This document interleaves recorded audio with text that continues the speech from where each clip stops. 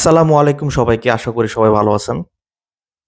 দেখেন, ৫ই আগস্টের পরে বাংলাদেশের যে অবস্থা হইছিল, সেইখান থেকে প্রফেসর ইউনূস, যাকে আমরা ধইরা নিয়ে আইসা প্রধান উপদেষ্টার চেয়ারে, সর্বোচ্চ ক্ষমতাবলী একটা চেয়ারে তাকে বসাইছি। কেন বসাইছিলাম? কারণ সে কনফিডেন্সটা আমাদের সবার মধ্যে ছিল যে সে এখান থেকে যদি বাংলাদেশের উপরে টেনে তুলতে পারে, তাহলে সেই পারবে। আমরা কি তাকে এই সুযোগটা দিচ্ছি? দিচ্ছি না তো রে ভাই। সে যখনই নিজের হাতে দেশটাকে এমনি উপরে তুলতে চাচ্ছে, আমরা তাকে টাইনা নিচে নামাইতেছি। কিভাবে? তার একটা উদাহরণ কি গতকাল আমরা পাই নাই? আমরা কি দেখলাম?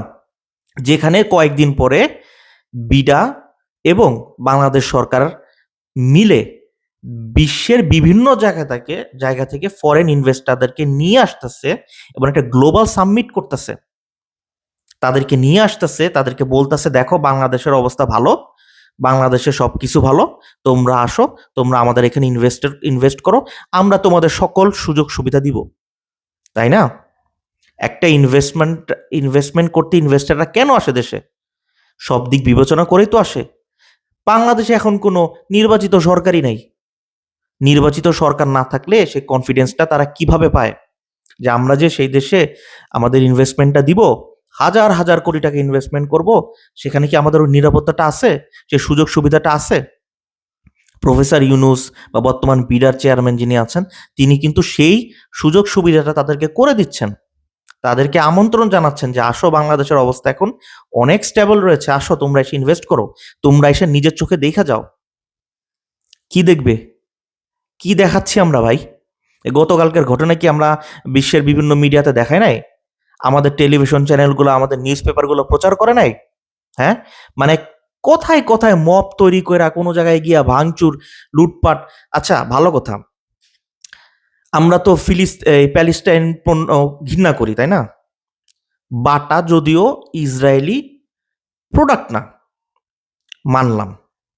তারপরে আমরা সেটা ভাঙচুর করলাম, তাও মানলাম। ভাই, লুট করতে হবে কেন ভাই?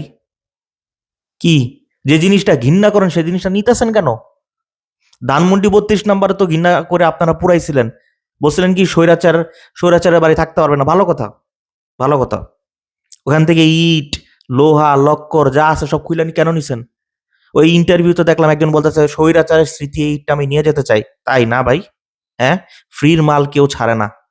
নিজের দেশের ক্ষতি এমনিই করতেছি আমরা। বাংলাদেশের কি পরিমাণ লোন আছে আমরা জানি? 18,35,000 কোটি টাকা। এই লোনের ইনস্টলমেন্ট দেওয়া লাগে না আমাদের? এই টাকাগুলো কই থেকে আসে ভাই? এই যে 2 দিন আগে গিয়া প্রফেসর ইউনূস চীনে গিয়া চীনের প্রেসিডেন্টের কাছে যে রিকোয়েস্ট করলো যে এই লোনের ইনস্টলমেন্টের অ্যামাউন্টটা কমায় দেন, আমাদের সমস্যা হচ্ছে। আমাদের সমস্যা হচ্ছে বিধায় তো তিনি গিয়ে বলছে, সেই রিকোয়েস্টটা করছে। আমাদের দেশের কি অবস্থাটা দেখতে হবে না? রিজার্ভ কমতেছে না? হ্যাঁ, ঠিক আছে, এই এই রেমিটেন্স যোদ্ধারা রেমিটেন্স পাঠায় পাঠায় রিজার্ভটাকে একটা ব্যালেন্স আকারে রাইখা দিছে।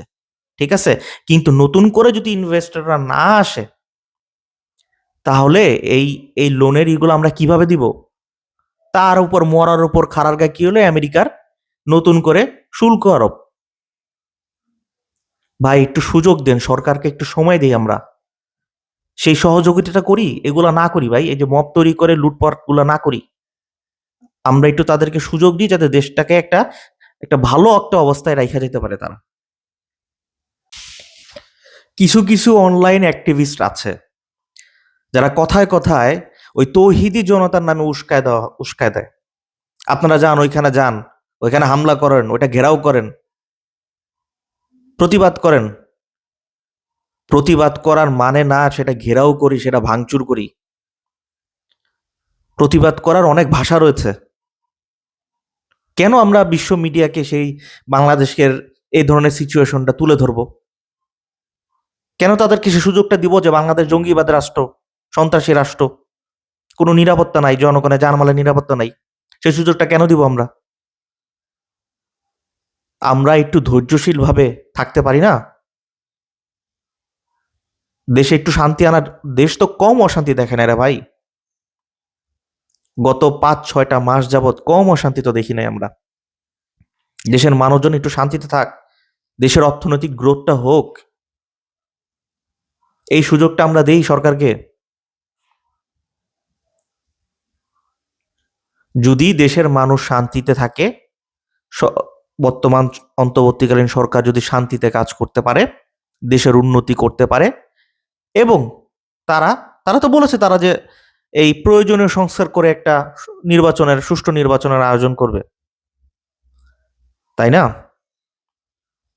সুষ্ঠু নির্বাচনের আগে প্রয়োজনীয় সংস্কারটা তো করতে দিবেন, তাকে তো সেই সুযোগটা দিবেন। সুতরাং আমরা এই যে ঘন ঘন মব তৈরি করে লুটপাট না করি, ভাঙচুর না করি, আমরা বর্তমান সরকারকে, প্রফেসর ইউনূসকে সে সহযোগিতা করি, যাতে বাংলাদেশের অর্থনৈতিকভাবে সেই স্ট্যাবিলিটিটা আসতে পারে। ধন্যবাদ সবাইকে। যদি আমার ভিডিওটা ভালো লাগে দয়া করে সাবস্ক্রাইব করবেন এবং লাইক করবেন। ধন্যবাদ।